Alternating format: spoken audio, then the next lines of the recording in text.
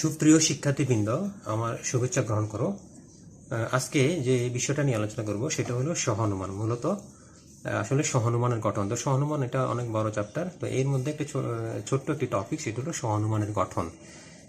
তো সহানুমানের গঠন আলোচনার পূর্বেই আমাদের জানতে হবে আসলে সহানুমান কত প্রকার। তো সহানুমান আসলে মূলত দুই প্রকার। এক হচ্ছে অমিশ্র সহানুমান, দুই হচ্ছে মিশ্র সহানুমান। তো অমিশ্র সহানুমান সেটা আবার তিন ভাগে বিভক্ত। এক, শুদ্ধ নিরপেক্ষ সহানুমান। দুই, শুদ্ধ প্রাকল্পিক সহানুমান। তিন, শুদ্ধ বৈকল্পিক সহানুমান। এবং মিশ্র সহানুমান সেটাও তিন ভাগে বিভক্ত। এক, প্রাকল্পিক নিরপেক্ষ সহানুমান।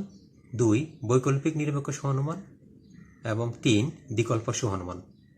তো আজকে মূলত আমরা আসলে শুদ্ধ নিরপেক্ষ সহানুমান বা সহানুমানের গঠন সম্পর্কে আলোচনা করব। তো শুদ্ধ নিরপেক্ষ সহানুমান, তো নিরপেক্ষ সহানুমান এটার হচ্ছে মানে হচ্ছে আসলে নিরপেক্ষ যে সহানুমানের তিনটি বাক্যই, মানে আমরা জানি যে সহানুমান তিনটি যুক্তি বাক্য দিয়ে গঠিত হয়। তো তিনটি যুক্তি বাক্য নিরপেক্ষ বাক্য, যেমন এ ই আই ও, এই বাক্যগুলো দিয়ে আসলে তিনটি যুক্তি বাক্য দিয়ে নিরপেক্ষ সহানুমান গঠিত হয়। সেজন্য তাকে শুদ্ধ নিরপেক্ষ সহানুমান। সবগুলো বাক্য নিরপেক্ষ, মানে কোনো শর্তবিহীন। যেমন যদি আমরা শর্ত যুক্ত করতে চাই, যেমন যদি তবে দিয়ে অথবা অথবা দিয়ে, অথবা দিয়ে এই বাক্যগুলো হবে না। এটা নিরপেক্ষ সহানুমান মানে পুরোটাই আসলে এ ই আই ও এই বাক্যগুলো দিয়ে। তো আসলে আমরা সহানুমানের যদি সংজ্ঞা দিতে চাই, তাহলে আমরা বলতে পারি যে শুদ্ধ সহানুমানের তিনটি যুক্তিবাক্য নিরপেক্ষ হয় তাকে সহানুমান বা শুদ্ধ নিরপেক্ষ সহানুমান বলে। এটা আসলে মূলত শুদ্ধ নিরপেক্ষ সহানুমানকে সহানুমান বলা হয়। তাহলে আমি আবার বলছি, যে শুদ্ধ সহানুমানের তিনটি যুক্তিবাক্য নিরপেক্ষ হয় তাকে সহানুমান বা শুদ্ধ নিরপেক্ষ সহানুমান বলে। তো আমরা একটা উদাহরণ যদি দেখি, তাহলে তিনটি যুক্তিবাক্য, যেমন সকল গরু হয় চতুষ্পদ, এটা একটা এ বাক্য। কোনো চতুষ্পদ জীব নয় অমর, এটা একটা ই বাক্য। এবং সুতরাং কোনো অমর জীব নয় গরু, এটা ই বাক্য। অর্থাৎ এ ই ই এই তিনটি বাক্য দিয়ে, নিরপেক্ষ বাক্য দিয়ে আসলে এই যুক্তিটি গঠিত হয়েছে। সুতরাং তাকে আমরা সহানুমান বলতে পারি। তো আরেকটি উদাহরণ আমরা যদি দেখি, সকল দার্শনিক হয় জ্ঞানী, এটাকে যদি, এটা আসলে এ বাক্য, এটা আমরা এ বাক্য দিলাম। এরপর সক্রেটিস হন জ্ঞানী, এটাও একটি এ বাক্য। সুতরাং সক্রেটিস হন দার্শনিক, এটাও একটি এ বাক্য। তাহলে এখানে দেখতে পাচ্ছি যে আমরা তিনটি নিরপেক্ষ বাক্য, মানে সকল দার্শনিক জ্ঞানী, সক্রেটিস হন জ্ঞানী এবং সুতরাং সক্রেটিস হন দার্শনিক, এই তিনটি বাক্যই আসলে নিরপেক্ষ বাক্য।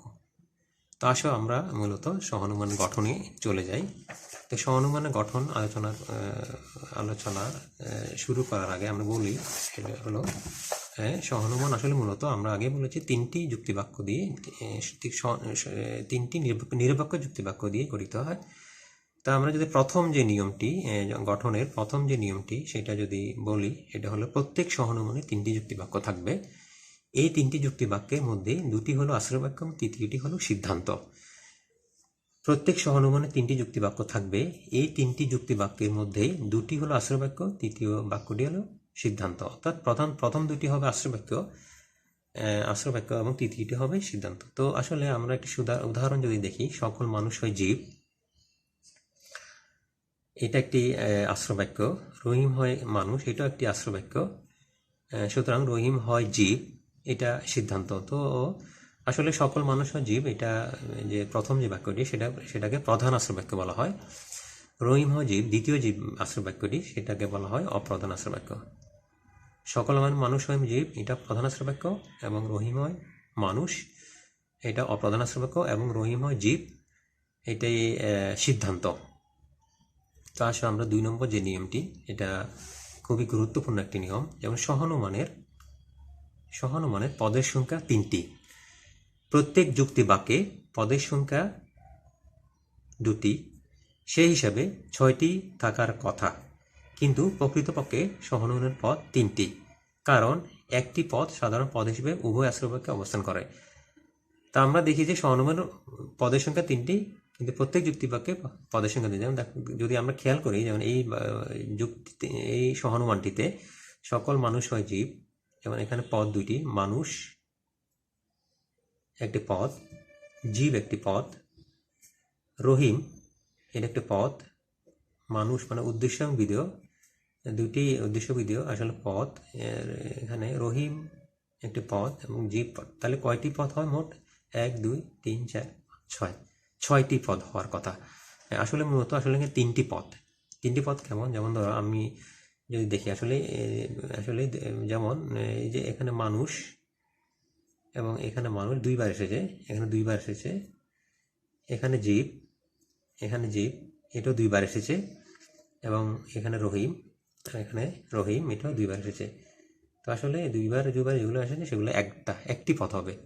তো আসলে মূলত সহানুমানের মোট পদ হচ্ছে 3টি। মানুষ একটি পদ, জীব আরেকটি পদ এবং রহিম আরেকটি পদ, মোট 3টি পদ। তো আসলে এই পদগুলোর আসলে 3টি পদেরই নাম আছে। এগুলো হচ্ছে ক হচ্ছে প্রধান পদ, খ হলো অপ্রধান পদ এবং ঘ হলো মধ্যপদ। তো আমরা আসলে প্রধান পদ কোনটি সেটা আমরা চিনব। সেটা হলো প্রধান পদের সহানুমানের সিদ্ধান্তের বিধেয় পদকে প্রধান পদ বলে, ইংরেজিতে বলে পি। তো সহানুমানের সিদ্ধান্তের বিধেয় পদকে, সিদ্ধান্ত হচ্ছে আমাদের রহিম হয় জীব, এটা হলো আমাদের সিদ্ধান্ত। তো এটার বিধেয় পদ হচ্ছে জীব। তো জীব আমরা দেখছি যে বিধেয় পদ জীব, সুতরাং এই বিধেয় পদটা আসলে মূলত প্রধান পদ। তাহলে জীব হচ্ছে প্রধান পদ। তো আমরা আরেকটা জিনিস খেয়াল করব, এই জীবটি প্রধান অস্ত্র বাক্যে আছে। যেমন এখানে এই সহানুমানের প্রধান অস্ত্র বাক্য হচ্ছে সকল মানুষ ও জীব। তাহলে দেখা যায় এই সহানুমান এইটির এই যুক্তি বাক্যটির বিধেয়তে জীব অবস্থান করছে। আবার দেখো অপ্রধান পদ এটা আসলে কি? সহানুমানের সিদ্ধান্তের উদ্দেশ্য পদকে অপ্রধান পদ বলে, ইংরেজিতে বলে এস। তো আসো আমরা অপ্রধান পদটি দেখি। তো আমরা সিদ্ধান্ত হচ্ছে রহিম হয় জীব। তো রহিম হয় জীব, এই রহিম যেহেতু এটা উদ্দেশ্য, সহানুমানের সিদ্ধান্তের উদ্দেশ্য পদকে অপ্রধান পদ বলে। তাহলে এই রহিম পদটি হচ্ছে আসলে অপ্রধান পদ। তা আমরা যদি খেয়াল করি, রহিমটি আসলে অপ্রধান আশ্রয় বাক্যে অবস্থান করছে। এই যে রহিম এখানে অপ্রধান আশ্রয় অবস্থান করছে।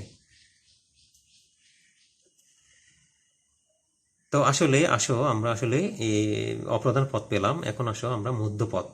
তো মধ্যপদ আমরা কি, সেটা হলো সহানুমানের যে পদ উভয় আশ্রয়বাক্যে থাকে কিন্তু সিদ্ধান্তে থাকে না, তাকে মধ্যপদ বলে, ইংরেজিতে বলে এম। আবার বলছি, সহানুমানের যে পদ উভয় আশ্রয়বাক্যে থাকে কিন্তু সিদ্ধান্তে থাকে না, তাকে মধ্যপদ বলে, ইংরেজিতে বলা হয় এম। তাহলে আসলে মধ্যপদ কোনটি? তা আমরা যদি এই সহানুমানে তাকাই, তাহলে দুটি আশ্রয়বাক্যেই মধ্যপদ থাকবে, উভয় আশ্রয়বাক্য থাকবে। যেমন প্রধান আশ্রয়বাক্য হলে সকল মানুষ হয় জীব, এবং অপ্রধান আশ্রয়বাক্য হচ্ছে রহিম হয় মানুষ। তাহলে দেখা যায় মানুষ এই পদটি দুইবার এসেছে মানে দুইটি আশ্রয়বাক্যে আছে। তাহলে এই মানুষ পদটি আসলে মূলত মধ্যপদ। আর এই মানুষ পদটি অর্থাৎ এই মধ্যপদটি কিন্তু সিদ্ধান্তে নাই। যেমন ধর আমার সিদ্ধান্ত হচ্ছে রহিম হয় জীব, তাহলে এখানে মানুষ থাকবে না, মানে এখানে মানুষ হবে না, মানুষ এখানে আসবে না। তাহলে আমরা দেখলাম যে আসলে মূলত মধ্যপদ সিদ্ধান্তে আসবে না এবং আশ্রয়বাক্যে দুইবার ব্যবহৃত হবে। এটা দুইবার ব্যবহৃত হবে। তাহলে আমরা দেখলাম যে মধ্যপদের অবস্থান। এখন আমরা দেখব আরেকটি বিষয় আমরা জানবো, সেটা হলো যে আমরা আগে বলেছি প্রধান পদটি সিদ্ধান্তের বিধেয়তে অবস্থান করে। তো সিদ্ধান্ত পদটি বিধেয়তে অবস্থান করে, পাশাপাশি প্রধান পদটি প্রধান আশ্রয়বাক্যেও অবস্থান করে, মধ্যপদ ছাড়া। আবার বলছি, মধ্যপদ ছাড়া যে পদটি থাকে সেটি হলো প্রধান পদ। মধ্যপদ হচ্ছে মানুষ, আমরা আগেই নির্ধারণ করে ফেলেছি, এটা মানুষ হচ্ছে মধ্যপদ। তাহলে মধ্যপদ ছাড়া যে পদটি থাকে সেটা হলো প্রধান পদ আর প্রধান আশ্রয়বাক্যে। আর অপ্রধান আশ্রয়বাক্যে মধ্যপদ ছাড়া যে পদটি থাকে সেটা অপ্রধান পদ।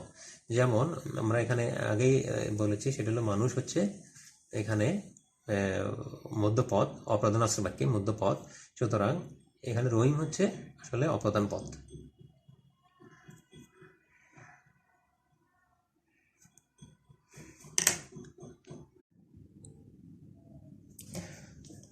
তো শিক্ষার্থীবৃন্দ, আসলে আমরা যদি সহানুমানের যে উদাহরণ দেখি, যেমন সকল মানুষ হয় জীব, রহিম হয় মানুষ, সুতরাং রহিম হয় জীব। এখানে মধ্যপদ হচ্ছে মানুষ এই যে মধ্যপদ মানুষ প্রধান আশ্রয় বাক্যের এখানে প্রধান আশ্রয় বাক্যের উদ্দেশ্যে অবস্থান করছে এবং এখানে অপ্রধান আশ্রয় বাক্যের বিধেয়তে মানুষ অবস্থান করছে।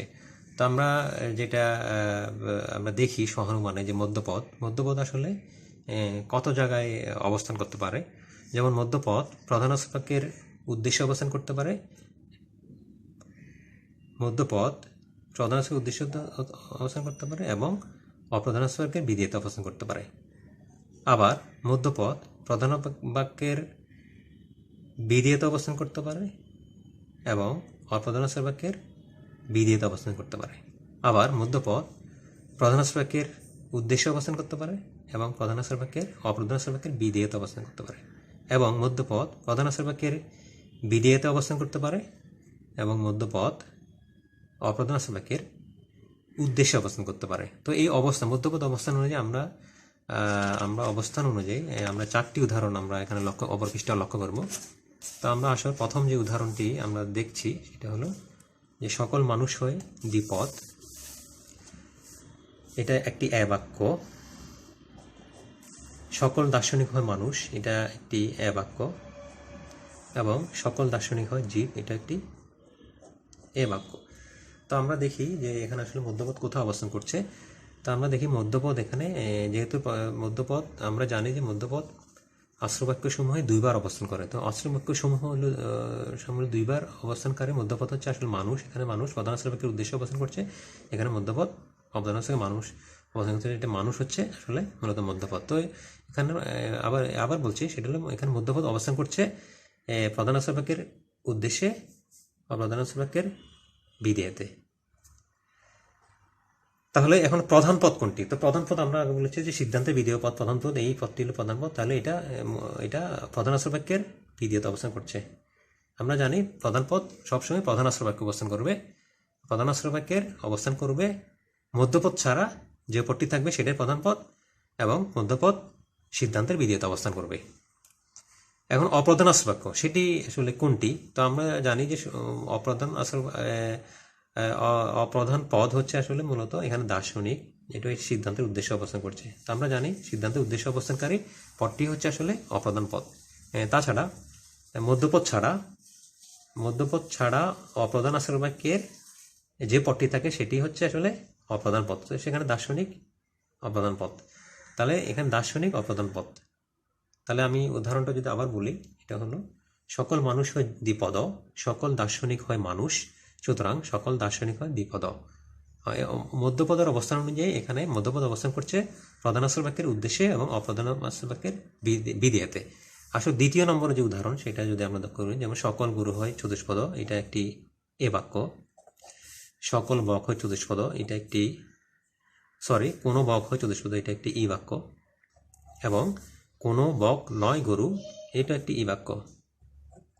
তো এখানে মধ্যপদ কোথাও অবস্থান করছে? তো আমরা দেখি চতুষ্পদ 2বার এসেছে, এখানে মধ্যপদ চতুষ্পদ মধ্যপদ এখানে 2টা আশ্রয় বাক্যেরই বিধেয়তে অবস্থান করছে, 2টা আশ্রয় বাক্যেরই বিধেয়তে অবস্থান করছে।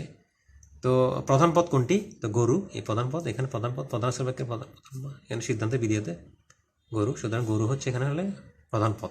আর বক, এখানে বক হচ্ছে অপ্রধান পদ, বক অপ্রধান আশ্রয় বাক্যে অবস্থান করছে, বক অপ্রধান পদ। আসো 3 নম্বর যে বাক্যটি সেটি আমরা দেখি। সকল মানুষের এটা একটি বাক্য। সকল মানুষ হয় দ্বিপদ, এটা একটি বাক্য। সুতরাং কিছু দ্বিপদ প্রাণী মরণশীল, এটা একটি বাক্য।